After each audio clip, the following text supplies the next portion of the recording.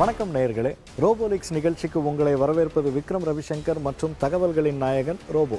வழக்கம் போல இன்னைக்கும் ரகசியங்களும் சுவாரஸ்யங்களும் நிறைந்த தகவல்கள் நிறைய காத்திருக்கு. நிகழ்ச்சிக்குள் செல்லலாம். வணக்கம் ரோபோ. வணக்கம் விக்ரம். நிறைய சுவாரஸ்யமான தகவல்கள் தயாரா இருக்கு. நேரடியாக சப்ஜெக்ட்டுக்கு போலாமா? நிச்சயமா ரோபோ. ஆனால் அதுக்கு முன்னாடி இன்னைக்கு எங்களுக்காக நீ தரப்போகிற தகவல்களில் முக்கியமானதை எல்லாம் பட்டியலிட்டால் நல்லாயிருக்கும். நீ கேட்டு நான் மாட்டேன்னு சொல்லுவனா? இருவேறு முக்கியமான துறை அதிகாரிகளுக்கு இடையில நடக்கிற பனிப்போர், முதல் முறையா சிறையில பிரம்மாண்டமா கொண்டாடப்பட்ட ரம்ஜான் பண்டிகை, பாலியல் பிரச்சனையில சிக்கியும் திருந்தாத சிறை அதிகாரி, அதோட விபச்சாரத்தை தடுக்கிற பணியில இருக்கிற அதிகாரிகள் பற்றிய சுவாரஸ்யமான தகவல்களும் தயாரா இருக்கு. Super robot. இந்த எபிசோட அதிகாரிகளுக்குன்னு டெடிகேட்டே பண்ணலாம் போல இருக்கே. ஸ்டார்ட் பண்ணு. ஃபர்ஸ்ட் மேட்டர் என்ன? அதான் சொன்னனே, இரண்டு முக்கியமான துறை அதிகாரிகளுக்கு இடையில நடக்கிற பனிப்போர். இப்படி மொட்டையா சொன்னா எப்படி? எந்தெந்த துறைன்னு தெளிவா சொல்ல வேணாமா? சொல்றேன் விக்ரம். மத்திய விசாரணை பிரிவினுடைய சென்னை மண்டல அதிகாரிகளுக்கும் வருமானத்தை கணக்கு பார்க்கிற துறையோட புலனாய்வு பிரிவு அதிகாரிகளுக்கும் இடையில தான் கடுமையான பனிப்போர் நடந்துட்டு இருக்கு. சமீபத்தில் அந்த வருமான வரி அதிகாரிகள் 8 பேருடைய வீடுகள்ல இந்த மத்திய விசாரணை அதிகாரிகள் அதிரடியா சோதனை கூட நடத்தியிருக்காங்க. என்ன கிடைச்சது சோதனையில? எதுவும் கிடைச்சிருக்காதே. ஏன் கிடைக்கல? நிறைய நகைகளும் ஆவணங்களும் கைப்பற்றி இருக்காங்க. அடப்பாவுமே, அதிகாரிகளே இப்படி கேர்லெஸ்ஸா இருந்தா என்ன அர்த்தம்? உஷாரா இருந்திருக்க வேண்டாமா? அதிகாரிகளா இருந்ததுனால தான் கேர்லெஸ்ஸா இருந்திருக்காங்க விக்ரம். பெரிய பெரிய இடங்கள்ல சோதனை செய்யற அதிகாரிகளே இவங்க தான். அப்படி இருக்கும்போது இவங்க வீட்டிலேயே சோதனை நடக்கும்னு நினைச்சு பார்த்திருப்பாங்களா? அதுவும் சரிதான். நீ மேல சொல்லு. இந்த திடீர் அதிரடி சோதனைக்கு என்ன காரணம்? அப்படி என்ன பிரச்சனை அவங்களுக்குள்ள? அவங்களுக்குள்ள இருக்கிறது சாதாரண ஈகோ பிரச்சனை தான் விக்ரம். அது ரொம்ப காலமா இருக்கிறதா சொல்றாங்க. ஆனா இப்போ நடந்த இந்த சோதனைக்கு காரணம் மத்திய விசாரணை அதிகாரிகளுக்கு கிடைச்ச புகார் தானா. என்ன புகார் அது? கொஞ்சம் டீட்டெயிலா சொல்லு. வரி ஏய்ப்பு செஞ்சதா குற்றம் சாட்டப்பட்ட சில நிறுவனங்களோட ஸ்பான்சர்ல வருமான வரி அதிகாரிகள் சிலர் வெளிநாட்டுக்கு சுற்றுப்பயணம் போயிட்டு வந்ததா இவங்களுக்கு கிடைச்ச தகவலை வச்சுதான் சோதனை நடத்தியிருக்காங்க. அப்படின்னா சோதனையில கிடைச்ச ஆவணங்கள் அது தொடர்பானது தானா? அது தொடர்பான ஆவணங்களும் கிடைச்சது உண்மைதான். ஆனா அதுக்கான அவசியமே இல்லாம அந்த குற்றச்சாட்டை வருமான வரி அதிகாரிகள் ஒத்துக்கிட்டாங்க. யாருமே மறுக்கலையா? யாருமே மறுக்கல. ஆனா அதை ஒரு குற்றமா அவங்க நினைக்கல. அதுக்கு மாறா அதுல என்ன தப்புன்னு கேக்குறாங்க. இவ்வளவு தில்லா அவங்க கேட்கறதுக்கு காரணமும் இருக்கு. என்ன காரணம் அது? அந்த நிறுவனங்களுடைய ஸ்பான்சர்ல வெளிநாடு போயிட்டு வந்தது உண்மைதான். ஆனா வந்த பிறகு செலவான தொகையை திருப்பி செலுத்திட்டாங்களாம். யாரு? அவங்க திருப்பி கொடுத்துட்டாங்களாமா? இதெல்லாம் நம்புற மாதிரியா இருக்கு. சரி, இதுக்கு மத்திய விசாரணை அதிகாரிகள் என்ன சொல்றாங்க? திருப்பி கொடுத்தாலும் கொடுக்கலைனாலும் அந்த நிறுவனங்கள் செலவுல போனது தப்புதானேன்னு கேக்குறாங்க. குற்றம் சாட்டப்பட்ட அந்த நிறுவனங்களோட உறவு வச்சுக்கிறதே விதிக்கு எதிரானதுன்றது இவங்களோட வாதமா இருக்கு. அது சரி, எது தப்புன்னே தெரியலையே. ஒரே குழப்பமா இருக்க. எது எப்படியோ எங்க மேல இருக்கிற ஈகோவால தான் மத்திய விசாரணை அதிகாரிகள் வேணும்னே இந்த சோதனையை நடத்திருக்காங்கன்னு வருமான வரி அதிகாரிகளே சொல்லிக்கிறாங்க. அதனால எந்த சந்தர்ப்பத்துல எப்படி பழி வாங்கலாம்னு தீவிரமா காத்திருக்காங்களாம். சபாஷ், சரியான போட்டி. பழி வாங்கும் படலம் தொடரும்னு சொல்லு. சரி, இப்படியே போயிட்டு இருந்தா இதுக்கு முடிவுதான் என்ன? நான் என்ன கதையா சொல்லிட்டு இருக்கேன், முடிவெல்லாம் கேட்கிறேன். இப்போதைக்கு இதுதான் ஸ்டேட்டஸ். என்ன நடக்குதுன்னு பொறுத்து இருந்து தான் பார்க்கணும். ஓகே ரோபோ, அப்ப அடுத்த மேட்டருக்கு போலாமா? அடுத்தது பாலியல் புகார்ல சிக்கியும் திருந்தாத சிறை அதிகாரி. ஓகே, பட்டு பட்டுன்னு சொல்லு. யார் அந்த அதிகாரி? என்ன புகார்ல சிக்கினாரு? எதை வச்சு திருந்தலன்னு சொல்ற? வேலூர் சிறையை பாத்துக்கிற தேன் பெயர் கொண்ட அதிகாரியையும் பெண் அதிகாரி ஒருத்தரையும் சம்பந்தப்படுத்தி அடிக்கடி புகார்கள் போயிருக்கு. முன்னாடி இருந்த உயர் அதிகாரி அந்த பெண் அதிகாரியை புழலுக்கு மாற்றம் செஞ்சுட்டாரு. இவர் எதுவும் செய்யலையா?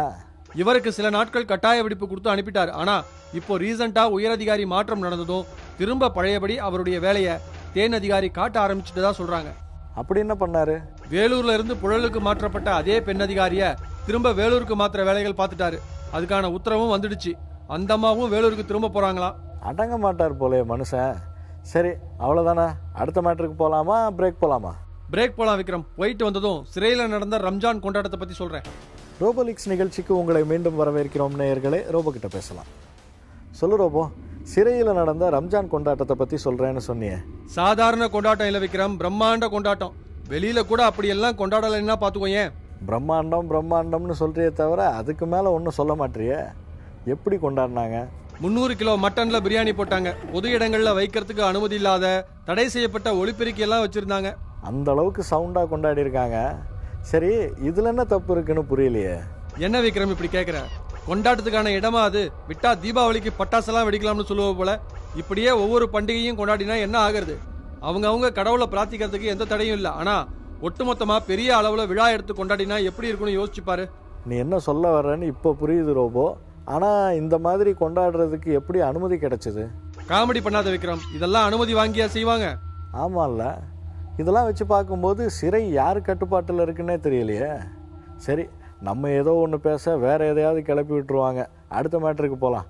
ஏதோ விபச்சாரத்தை தடுக்கிற அதிகாரிகள்னு சொன்னியே. அதேதான் விக்ரம், விபச்சாரத்தை தடுக்கிற பிரிவு மத்திய குற்றப்பிரிவுடைய கட்டுப்பாட்டில் இருக்கு. தலைநகரத்துல விபச்சாரத்தை தடுக்கிறதுக்குன்னு இருக்கிற முக்கிய அதிகாரிகள் 3 பேர். உதவி உயர் அதிகாரி ஒருத்தர், ஆய்வு செய்யற அதிகாரிகள் 2 பேர். அந்த உதவி உயர் அதிகாரி தலைநகர காக்கிகளோட கூடுதல் தலைவருடைய ஆளு. ஸோ அவருக்கும் மத்திய குற்றப்பிரிவுக்கு கூடுதல் தலைவராக இருந்த நல்லவருக்கும் நல்ல அண்டர்ஸ்டாண்டிங் இருந்ததால இந்த 3 பேருக்கும் எந்த பிரச்சனையும் இல்லாம இருந்துச்சு. கொஞ்சம் குழப்பமா இருக்கிற மாதிரி தெரியுது ரோபோ. சரி, அதெல்லாம் விட மேட்ருக்கு வருவோம். உனக்கு புரியுற மாதிரியே சொல்றேன் கேளு. எல்லா பிரிவையும் விட செழிப்பான பிரிவு தான் விபச்சாரத்தை தடுக்கிற பிரிவு. ஏன்னா மற்ற பிரிவுகள்ல காசு மட்டும் தான் கிடைக்கும். இங்க புரியுது, நீ மேல சொல்லு. தலைநகரத்து கூடுதல் தலைவருடைய கை ஓங்கியிருந்த வரைக்கும் விபச்சாரத்தை தடுக்கிற இந்த 3 அதிகாரிகளுக்கும் பிரச்சனை இல்லாம இருந்துச்சு. தலைநகர தலைமை காக்கி மாறினதும் கூடுதல் தலைமைக்கு செல்வாக்கு குறைஞ்சிடுச்சு. அதனால ஆட்டோமேட்டிக்கா இந்த 3 பேருடைய செல்வாக்கும் குறைஞ்சிருக்கும். இவங்க நேரத்துக்குன்னு இவங்களுக்கான உயர் அதிகாரியா கூடுதல் தலைவராக இருந்த நல்லவர் ஒருத்தர் ரிட்டையர்ட் ஆயிட்டாரு. புதுசா வந்த குற்றப்பிரிவு கூடுதல் தலைவர் தான் இப்போ இவங்களுக்கு பிரச்சனையே. பிரச்சனைங்கிற என்ன பிரச்சனைன்னு சொல்ல மாட்டேற. அடுத்து அங்கதான் வரேன்.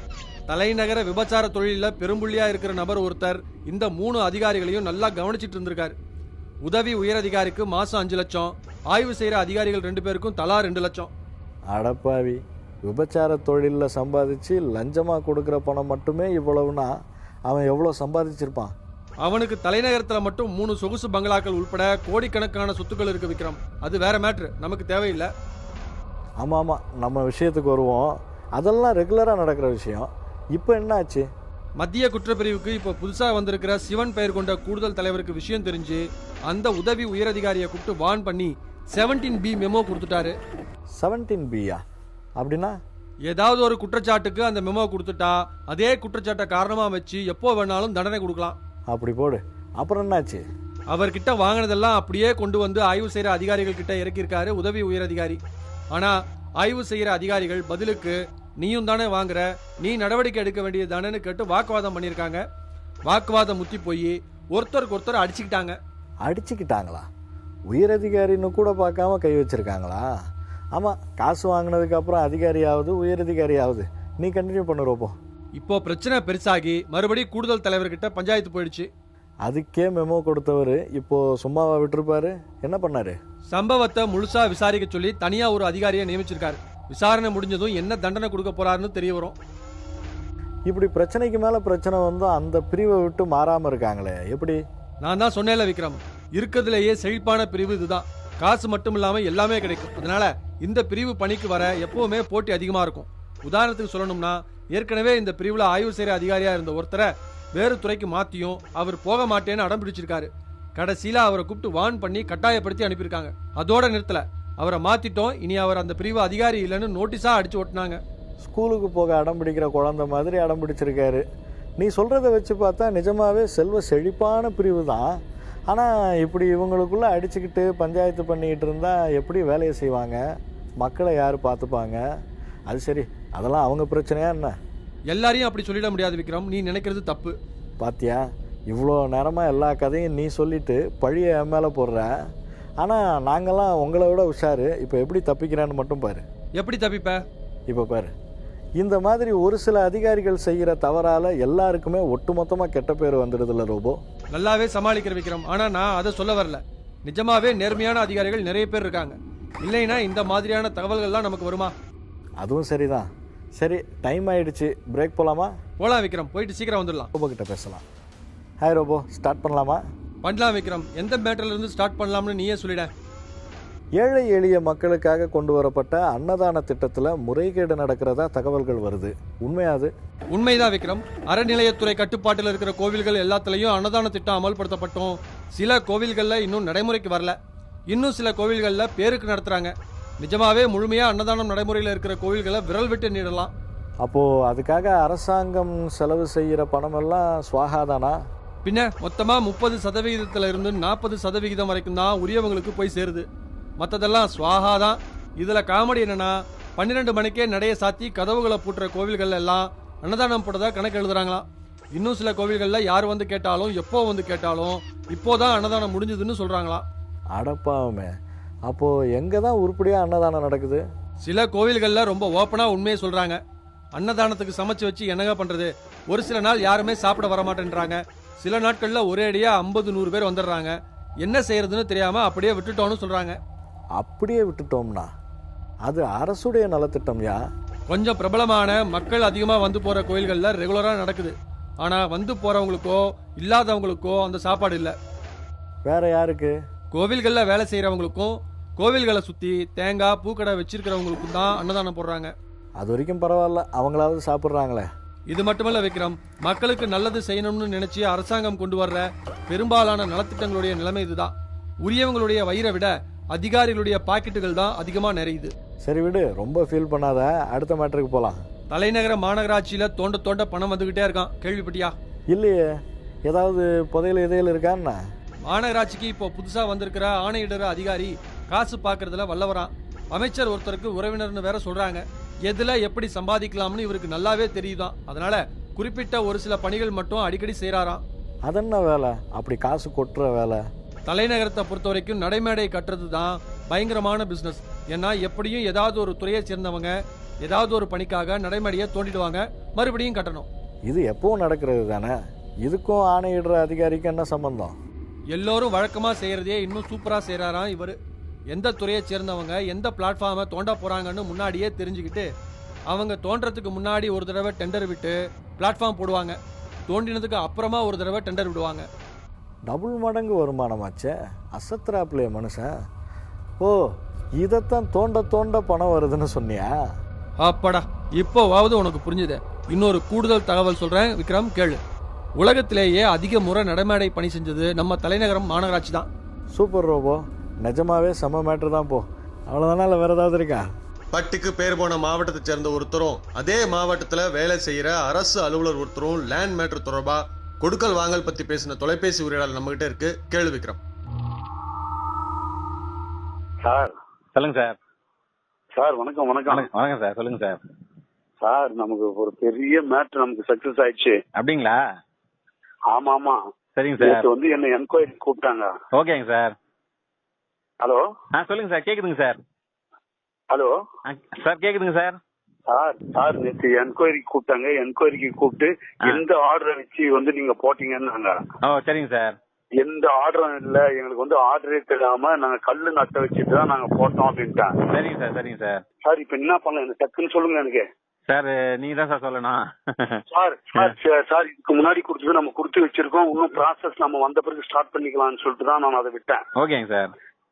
நேத்துல இருந்து என்கொயரி கம்ப்ளீட்டா கடம்பூர் உங்களுக்கு தான் நடக்குது. நீங்க ஸ்டேட்மெண்ட் 2 நாளா எடுத்துக்கிறாங்க. திங்கட்கிழமை வந்து மினிஸ்டருக்கு அனுப்பிச்சிடறாங்க, சிஎம் அனுப்புறாங்க. அப்படிங்களா சார்? சார் எனக்கு நீங்க என்ன பண்ணுவீங்கன்னு தெரியல. உங்க ஆளு நீ 2-3 பேர் சொன்னீங்கல்ல, ஆமாங்க சார். நீங்க அவங்க கூட உட்காந்து பேசி எனக்கு ஏதாவது ஒரு அதாவது இந்த 2 நாளைக்கு எனக்கு வந்து இந்த ப்ரெப்பரா இந்த பேப்பருங்க போறதுக்கு எனக்கு ஏதாவது சரி பண்ணுங்க டக்குன்னு. அதான் இப்போ பாத்தீங்கன்னா கொஞ்சம் ஃபைனான்சியலா கொஞ்சம் டல்லா தான் இருக்கிறோம். இப்ப என்ன தேவைப்படுன்னு சொன்னீங்கன்னா நான் ஏதாவது ரெடி பண்ணி வரேன் சார். இப்போ வந்து நீங்க பண்ணதுல இப்போ பண்ணிட்ட பிறகு இதுக்கு அடுத்து வந்து இருக்காது உங்களுக்கு. நான் அந்த காசு நான் ரெடி பண்ணிட்டேன். ஓகே. செவ்வாய்க்கிழமை உங்களுக்கு நான் அந்த 2 ரூபா நான் கொடுத்துருவேன். சரிங்க சார். ஆமா, அது வந்து எனக்கு வந்து சம்பளம் வந்துச்சு, நாளைக்கு வந்துருது. ஓகேங்க சார். எனக்கு வந்து இது வந்து இமிடியேட் இது இமிடியேட் அதான் சார். இப்ப இமிடியேட்னா எப்படி சார்? ஒரு 10 ரூபா தேவைப்படுமா இல்ல 20 ரூபா தேவைப்படுமா? இப்ப பெரிய அமௌண்ட் எதுவும் ரெடி பண்ண முடியாத சூழ்நிலை இருக்கிறேன். எனக்கு வந்து சார் இது உங்களுக்கு தெரியாது சார்.